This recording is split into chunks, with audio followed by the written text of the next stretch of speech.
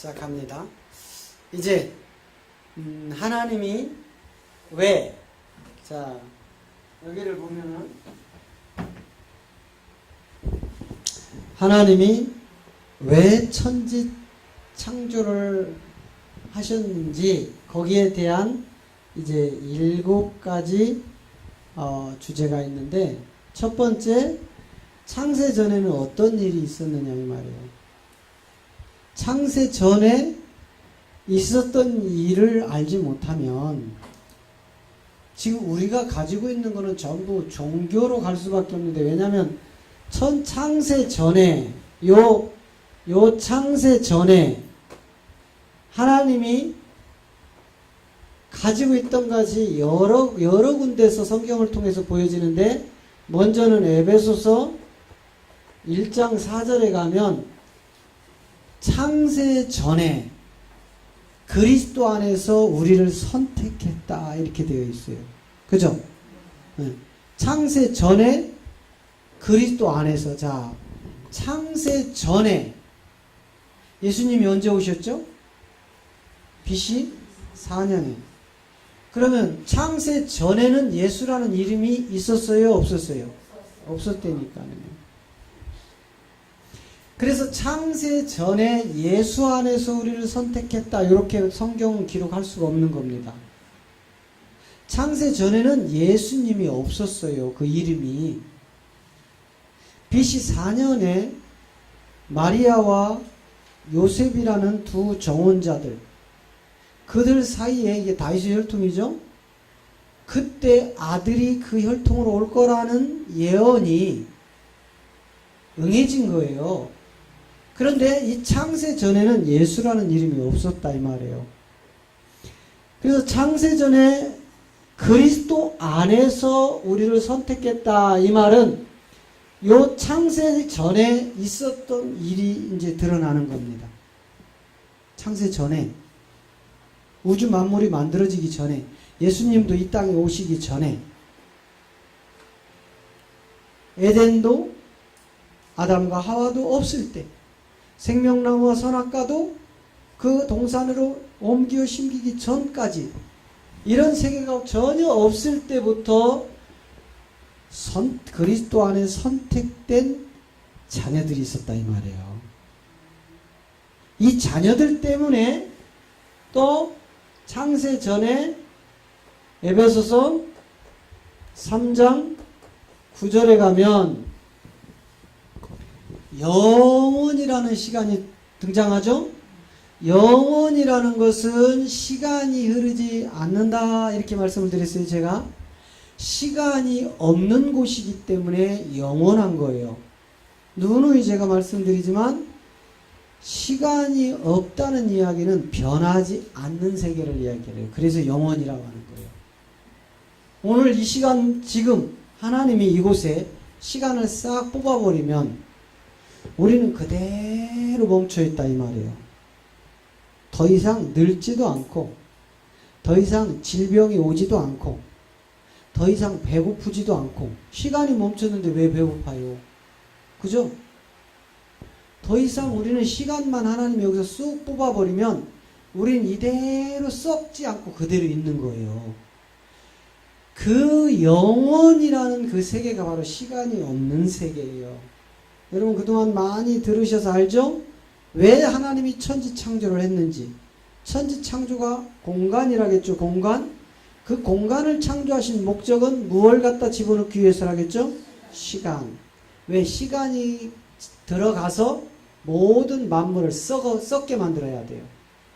그래야 하나님의 경륜한, 비밀한 경륜이 드러나는 겁니다. 자, 그래서 이 에베소 3장 9절에 가니까 영원부터 만물을 창조하신 하나님 속에 감추었던 비밀의 경륜이 어떤 것을 드러내게 하려 하심이라. 그러니까 시간이 없는, 썩지 않는, 흐르지 않는 저 영원한 저 시간 속에, 저 세계 속에 하나님이 계셨는데, 그 하나님 속에 감추고 있던 비밀한 경륜이 있었다 이 말이에요. 비밀은 감추고 있기 때문에 비밀이고, 경륜은 그 비밀을 하나님이 이루시는 걸 얘기하는 거예요. 그래서 이 경륜이 이제 드러나는데 이때가 이제 천지창조 전에 있었던 일입니다. 요 천지창조 전에 이제 이 비밀, 하나님 속에 감추고 있던 비밀이 뭔가 하여 봤더니 에베소서 1장 9절이었죠. 그죠? 자, 1장 9절.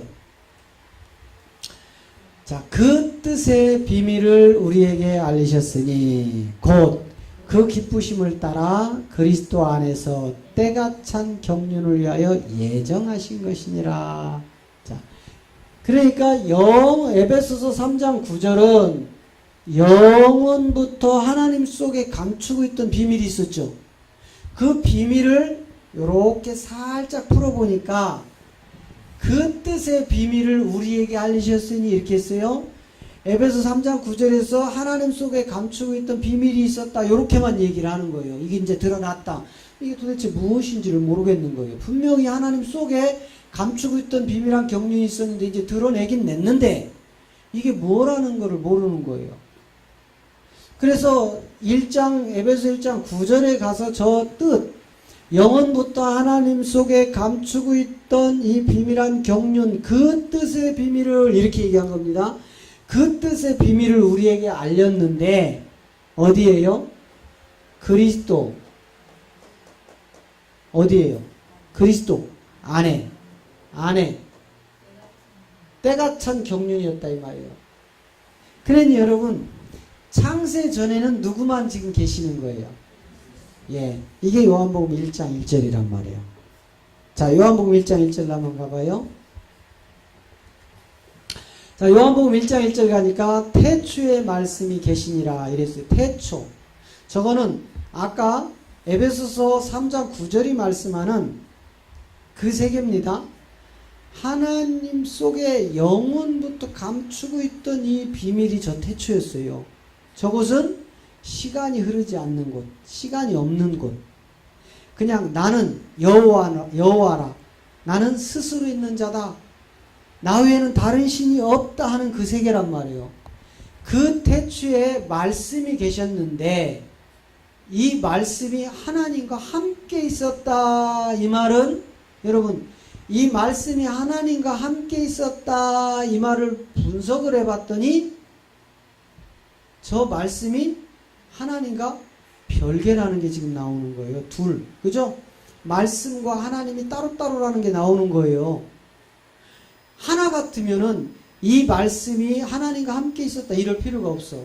그냥 이 말씀이 하나님이라 하고 그냥 끝내버리면 돼요. 그죠? 똑같으면. 그런데 분명히 이 말씀이 하나님과 함께 있었대. 그러면서 이 말씀은 뒤에 가서 또 곧 하나님이래. 하나래. 무슨 말씀인지 아세요? 태초에 말씀이 계셨는데 우리를 하나님이 요 에베소서 1장 4절의 그리스도 안에 우리를 선택해 놨었죠. 이 그리스도가 저 말씀이고 또 에베소서 3장 9절에 가니까 하나님 속에 감추고 있던 이 비밀을 드러내는데 누구 안에서 때가 차요?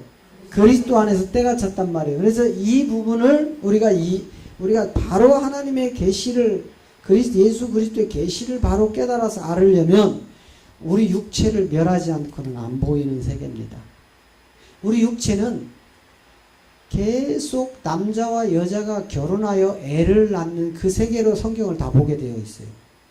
그런데 저기서 나오는 영의 세계는 남자와 여자가 결혼해서 낳는 세계가 아니라 영이신 하나님 속에 있던 이 생명들은 하나님이 원하시면 언제든지 하나든 둘이든 열이든 백이든 천이든 만이든 하나님 속에서 만들어서 보내는 거예요. 일하도록. 우리를 위하여. 이해되시죠?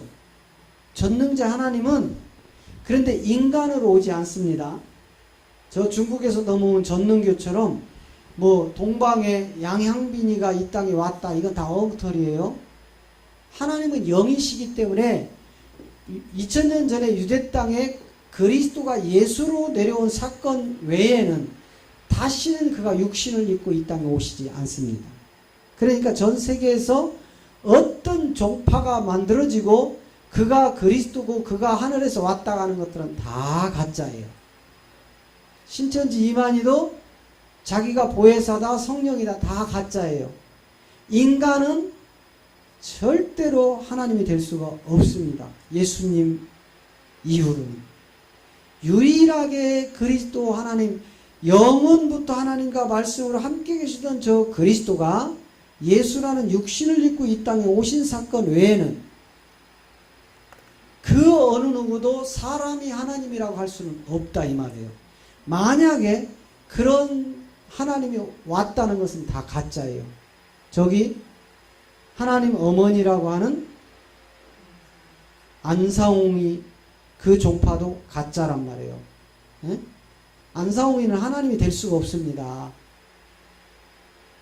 이거를 우리가 쏟고 있는 거예요. 계속 마음이 혼미하여. 그래서 이제 저 말씀이 계셨고 저 말씀이 하나님과 함께 계시다가 이 말씀이 곧 하나님이라는 이 세계가 다시 요한복음 1장 14절로 가면 이제 말씀이, 자, 태초에 뭐가 계셨으니 아까 요한복음 1장 1절에 말씀이 있었죠? 이 말씀이 육신을 입고 이 땅에 오는데 저 육신의 이름이 예수였단 말이에요. 그리고 저 말씀은 영이신 그리스도였고요. 그래서 그리스도가 예수로 나시니라 이 세계가 마태복음 1장 16절이죠. 그죠?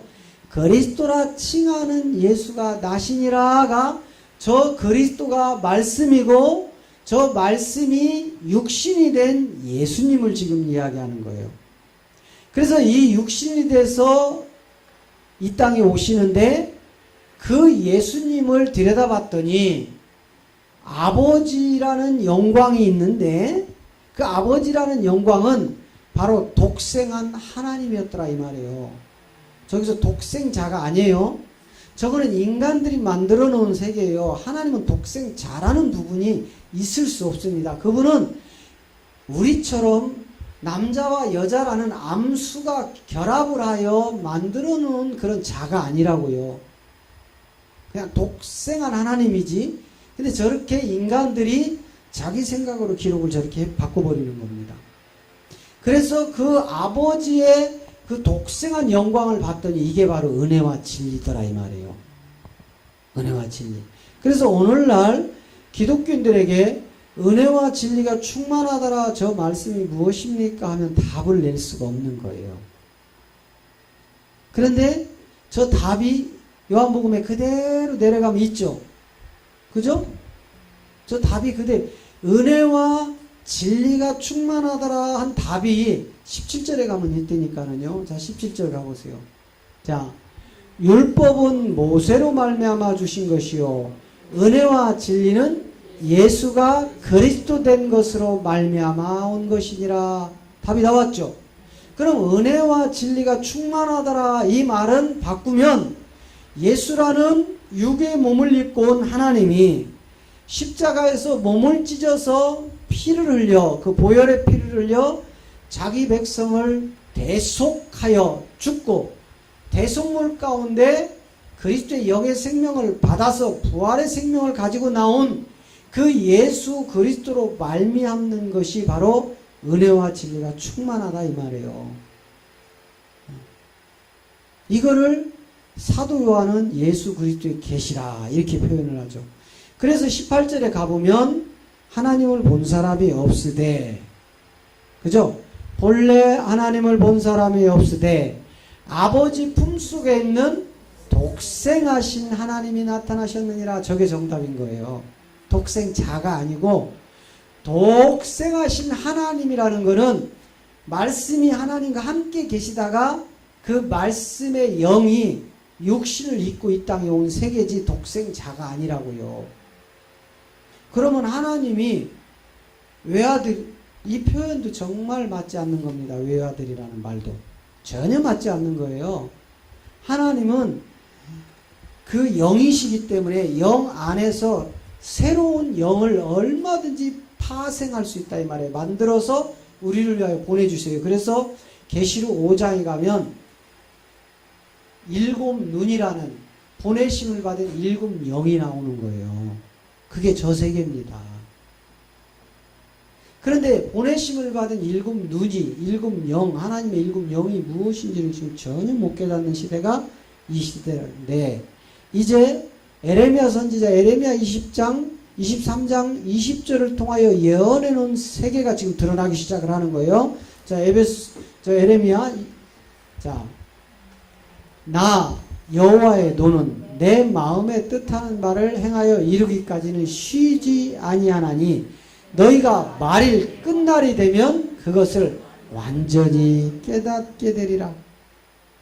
이제 끝날 말일 그 시점이 돼야만 이제 성경이 기록된 완전한 것들이 이제 깨닫게 되는 세계를 지금 이 그리스도의 복음으로 여러분에게 증거하고 있는 겁니다. 할렐루야. 그래서 이 세계를 통해서 완전히 깨닫고 되니까 사도 요한을 통하여 이제 봉함하지 말아라. 때가 다 됐다. 계시록 22장 10절을 통해서 우리에게 이제 봉함되지 않은 말씀이 풀어지기 시작을 하는 겁니다. 자, 계시록 22장 10절에 가봐요.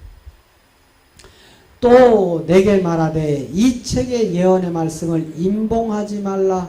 때가 가까우니라. 이게 말이래만 드러나는 세계다 이 말이에요. 그래서 여러분 이제 이 창세 전에 이렇게 하나님이 감추고 있던 비밀 뭐였어요? 그리스도 안에 자녀들을 숨겨놓고 있었죠. 이거를 하나씩 하나님이 드러내려면 이 창세 전에 먼저 인간이 흙으로 만들어지기 전부터 뭐가 나와야 되냐면 영의 세계가 하나 나와야 되고요. 또 하나는 육과 영의 세계가 합쳐진 세계가 나와야 되는데 이 세계는 루시엘이라는 천사장이 만들어져야 됩니다. 그리고 육과 영으로 혼합되어져 가지고 이제 이 자녀 창조의 비밀에 쓰임을 받는 강력한 사탄 마귀 원수가 나와야 정금 속에서 걸러졌던 아들들이 하나님 나라를 유업으로 잇게 되는데 이 세계를 바로 용이라고 한다. 용. 성경에서 이야기하는 용. 그래서 이 용에 대하여 이사야도 또 사도 요한도 이제 요한계시록이나 이사야 27장이나 이런 곳에서 요한계시록 12장, 요한계시록 20장 이런 데서 이제 계속 언급을 하고 드디어 이 용의 실체를 잡아보니까 사단이 옛뱀이라는 이 실체를 에베소서 6장에서 사도 바울이 그 3천층의 비밀 가운데 이것을 다 우리에게 풀어주는 겁니다. 이게 복음의 핵심이다 이 말이에요.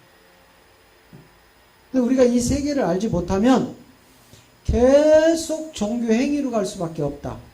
그래서 오늘날 이 시대가 예수님이 이 땅에 왜 왔는지를 깨닫지 못하기 때문에 그냥 대신 죽은 예수만 믿으면 천국 간다고 그렇게 설교를 해버렸기 때문에 교인들이 그냥 그 세계를 종교 행위에 갇혀버리는데 우리 예수님이 이 땅에 오셔서 첫 번째 사역이 요한복음 2장을 통하여 돌 항아리 6으로 물이 변해서 포도주가 되는 그러한 가나 첫 번째 혼인잔치의 비밀을 터뜨려 놓고 뒤에 가서 예수님이 46년 된 성전이라는 건물을 부서뜨려 버리는 거예요.